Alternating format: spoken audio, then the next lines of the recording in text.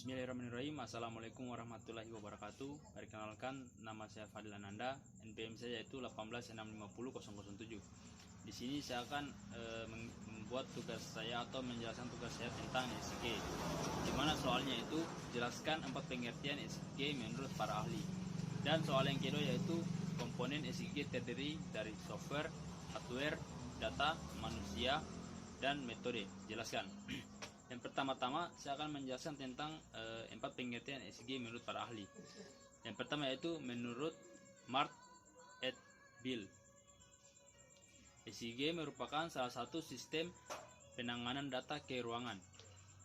Dan menurut yang kedua, menurut Berry yaitu SIG merupakan sebuah sistem informasi, rivalisasi internal, serta juga otomatisasi data ke ruangan. Dan menurut penemu yang ketiga yaitu menurut Chalkin dan Tamnison, SIG merupakan sistem komputerisasi data yang penting. Dan menurut Petrus Paryono, SIG yaitu salah satu sistem berbasis komputer yang digunakan untuk dapat menyimpan, memanipulasi, dan mengakses informasi geografis. Baik, saya lanjut ke soal yang kedua, yaitu komponen SIG terdiri dari software, hardware, data, manusia, dan metode. Jelaskan. Baik, saya akan menjelaskan dari yang pertama yaitu software atau perangkat lunak. Perangkat lunak digunakan untuk melakukan proses menyimpan, menganalisa, memvisualisasikan data-data, baik data spesial maupun non-spesial. Perangkat lunak yang harus terdapat dalam komponen software SIG yaitu ada 4. Yang pertama, aplikasi untuk memasukkan dan memanipulasi data SIG. Dan yang kedua, database management system atau DBMS. Dan yang ketiga, aplikasi menganalisis data-data. Dan yang keempat yaitu aplikasi untuk menampilkan data hasil analisa. Baik, saya akan lanjut yang ke hardware. Hardware yaitu perangkat keras.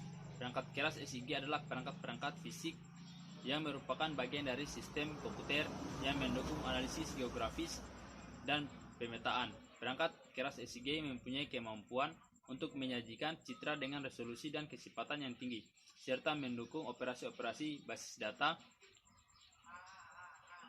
dengan volume data yang besar secara cepat. Perangkat SIG terdiri dari 3, yaitu yang pertama input data, olah data, dan output data.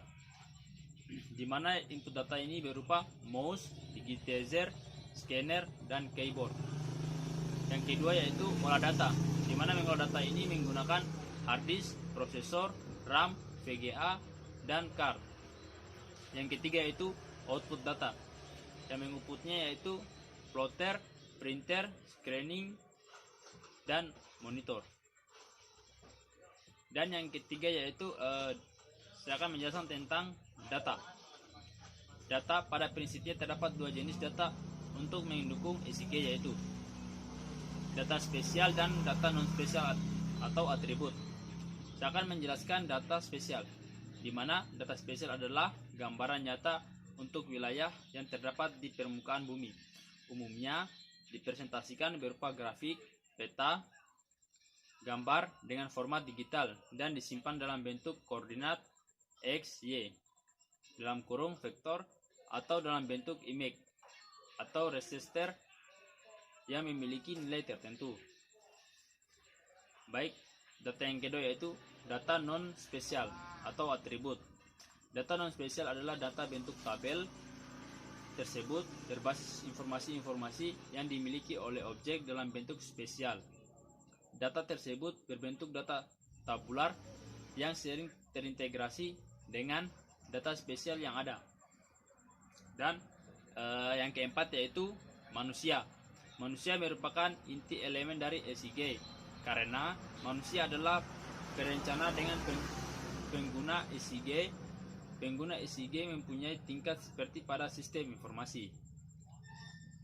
Dari tingkat spesialisasi teknik yang mendesain dan mengolah sistem sampai pada pengguna menggunakan SIG untuk membantu pekerjaan sehari-hari. Dan yang kelima atau yang terakhir yaitu metode layers atau biasa disebut over layers yang digunakan dalam ECG untuk berbeda. Ulangi, yang kelima yaitu metode layers atau over layers digunakan dalam ECG akan berbeda untuk setiap permasalahan. ECG yang baik tergantung pada aspek desain dan aspek realnya. Mungkin itu saja sedikit penjelasan dari saya. Lebih dari kurangnya mohon dimaafkan. Wabillahi taufiq wal hidayah. Wassalamualaikum warahmatullahi wabarakatuh.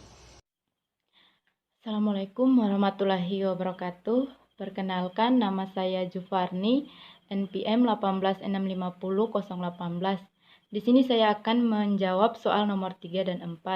Di mana soal nomor 3 yaitu jelaskan dengan singkat apa yang dimaksud dengan metode layer. Metode layer yaitu yang biasanya digunakan dalam sistem informasi geografis yang memiliki kemampuan untuk menempatkan grafis satu peta di atas grafis peta yang lain dan menampilkan hasilnya di layar komputer atau pada plot. Secara singkatnya, layer menampilkan suatu peta digital pada peta digital yang lain beserta atribut-atributnya dan menghasilkan peta gabungan keduanya yang memiliki informasi atribut dari kedua peta tersebut. Selanjutnya saya akan menjelaskan soal nomor 4 yaitu jelaskan subsistem dalam sistem informasi geografis. Subsistem dalam sistem informasi geografis terdapat 4 bagian yaitu 1. Subsistem masukan merupakan subsistem yang berfungsi untuk mengumpulkan data dan mempersiapkan data spesial ataupun data atribut. 2. Subsistem penyimpanan dan pemanggilan merupakan subsistem yang berfungsi untuk mengorganisir data spesial maupun data atribut. 3. Subsistem manipulasi dan analisis merupakan subsistem yang berfungsi untuk melakukan pengolahan data, permodelan data agar menghasilkan data yang diharapkan. 4. Subsistem keluaran atau penyajian merupakan subsistem yang berfungsi untuk menampilkan data yang telah diolah. Warahmatullahi wabarakatuh. Dengan nama saya Fajar dengan NIM 186500015. Di sini saya akan menjelaskan membacakan tugas yaitu dari nomor 5 sampai nomor 6, yaitu nomor 5 jelaskan manfaat sistem informasi geografis dalam manajemen tata guna lahan. Manajemen tata guna lahan, pemanfaatan dan pembangunan lahan merupakan bagian kajian geografi yang perlu dilakukan dengan penuh pertimbangan dari berbagai segi. Tujuannya adalah untuk menentukan zonifikasi lahan yang sesuai dengan karakteristik lahan yang ada. Misalnya, wilayah pemanfaatan lahan di kota biasanya dibagi menjadi daerah pemukiman, industri, perdagangan, perkotaan, fasilitas umum, dan jalur hijau. Sistem informasi grafis dapat membantu pembuatan perencanaan masing-masing wilayah tersebut dan hasilnya dapat digunakan sebagai acuan untuk pembangunan utilitas yang diperlukan. Selanjutnya saya akan membacakan soal dari nomor 6. Jelaskan manfaat sistem informasi geografis dalam penguasaan daerah bencana alam, yaitu kemampuan sistem informasi geografis untuk penguasaan daerah bencana alam yaitu misalnya dapat memantau luas wilayah bencana alam, kemudian pencegahan terjadi bencana alam pada masa mendatang, kemudian menyusun rencana-rencana pembangunan kembali daerah bencana, dan penentuan tingkat bahaya erosi, memprediksi ketinggian banjir, dan prediksi tingkat kekeringan. Mungkin itu saja yang saya bacakan.